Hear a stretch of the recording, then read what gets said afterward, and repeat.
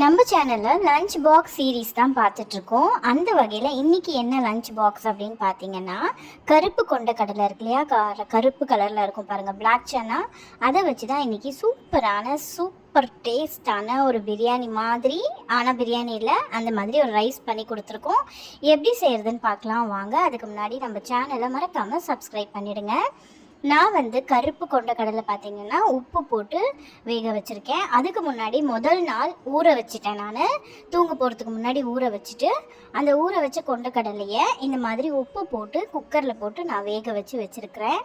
அதுக்கிடையில் நம்ம ஒரு சூப்பரான மசாலா ரெடி பண்ணிக்கலாம். மசாலாவுக்கு தேவையான பொருள் பார்த்திங்கன்னா, ஒரு மீடியம் சைஸ் வெங்காயம், 1/4 டீஸ்பூன் அளவுக்கு கசகசா. நிறைய பேர் என்கிட்ட நீ உங்கள் ஜாடி கலெக்ஷன்ஸ் காமிங்கன்னு கேட்டுட்ருக்கீங்க. கண்டிப்பாக ஒரு விலாகில் போடுறேன். இந்த மாதிரி கசகசா ஒரு 1/4 டீஸ்பூன் போட்டுக்கோங்க. அதுக்கப்புறம் ஒரே ஒரு பச்சை மிளகா போட்டு அரைச்சி நல்ல மையை அரைச்சி வச்சுக்கோங்க. அப்புறமா ஒரு குக்கரில் நெய் 2 ஸ்பூன் அளவுக்கு நெய் விட்டுக்கோங்க. தேவையான அளவு எண்ணெய், 2 ஸ்பூன் நெய்னா 2 ஸ்பூன் எண்ணெய் விட்டுக்கலாம். ஒரு குக்கரில் தேவையான அளவு நெய்யும் எண்ணெயும் விட்டுட்டு, சோம்பு, மசாலா பொருள்லாம் இருக்குது இல்லையா, சோம்பு, அன்னாசிப்பூ, கிராம்புன்னா லவங்கம்னு சொல்லுவாங்க.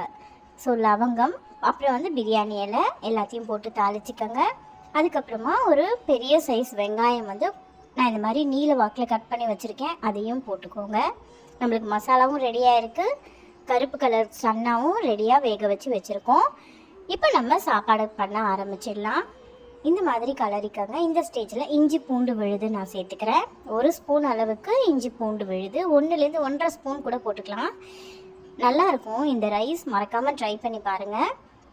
இதுக்கு தேவையான அளவு ஒரு பச்சை மிளகா போட்டுக்கோங்க. ஒரே ஒரு பச்சை மிளகா நான் போடலை, ஏன்னா குழந்தைங்க லஞ்சுக்கு எடுத்துகிட்டு போகணுங்கிறதுனால ரொம்ப காரம் வேண்டாம் அப்படின்ட்டு நான் சேர்க்கலை. பெரியவங்க வேணும்னா சேர்த்துக்கோங்க.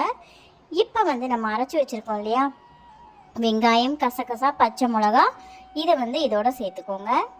தேவையான அளவு, ரைஸ்க்கு தேவையான அளவு உப்பு போட்டுருங்க. நம்ம ஏற்கனவே சுண்டல் வேக வைக்கும்போது உப்பு போட்டிருக்கோம், அதனால் கொஞ்சமாக பார்த்து போட்டுக்கோங்க. இப்போ ஒரு வாட்டி நல்லா பெரட்டி விட்டுருங்க. இப்போ நம்ம பிரியாணிக்கு மசாலாலாம் சேர்க்கலாம்.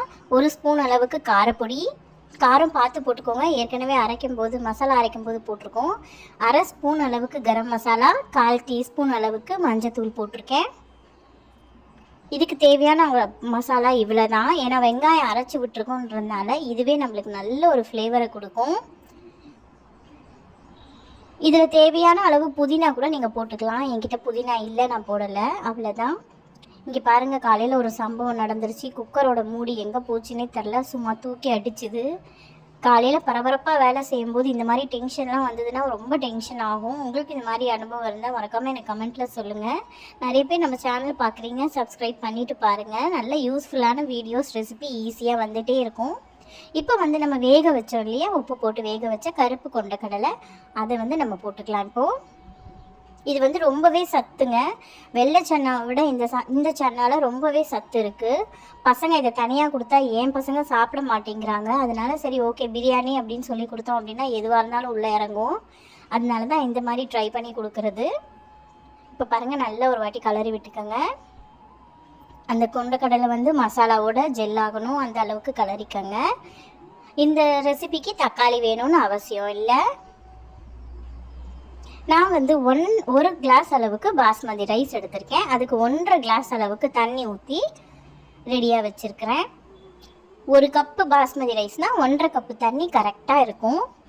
அவ்வளோதான். இப்போ பாருங்கள், ஒரு மூடியை போட்டு மூடிட்டு இந்த மாதிரி ஓரத்துலலாம் கொதி வருது பார்த்திங்களா, நல்லா கொஞ்சம் கொதிக்கும்போது அரிசியை போட்டிங்க அப்படின்னா நல்லா பொலன்னு வரும். இப்போ பாருங்கள், ரைஸ் நல்லா கொதிச்சிருச்சு.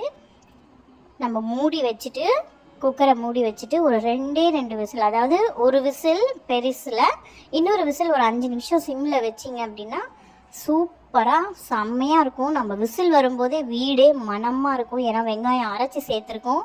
ரொம்பவே சூப்பராக இருக்கும். மறக்காமல் ட்ரை பண்ணி பாருங்கள். லஞ்ச் பாக்ஸ் கட்டி கொடுத்தீங்க அப்படின்னா லஞ்ச் பாக்ஸ் எம்டியாக தான் வீட்டுக்கு வரும், நிஜமாகவே சொல்கிறேன். மறக்காமல் ட்ரை பண்ணி பார்த்துட்டு எப்படி இருக்குது அப்படின்னு எனக்கு கமெண்ட்டில் சொல்லுங்கள். இங்கே பாருங்கள், எவ்வளோ அழகாக உதிராக வந்திருக்கு சாப்பாடுன்னு. இங்கே பாருங்கள், நல்லா சூப்பராக இருக்குது. அந்த சன்னாலாம் அடியில் இருக்குது, கலரிட்டு காமிக்கிறேன். இன்னொரு வீடியோவில் உங்களுக்கு சந்திக்கிறேன். பாய்.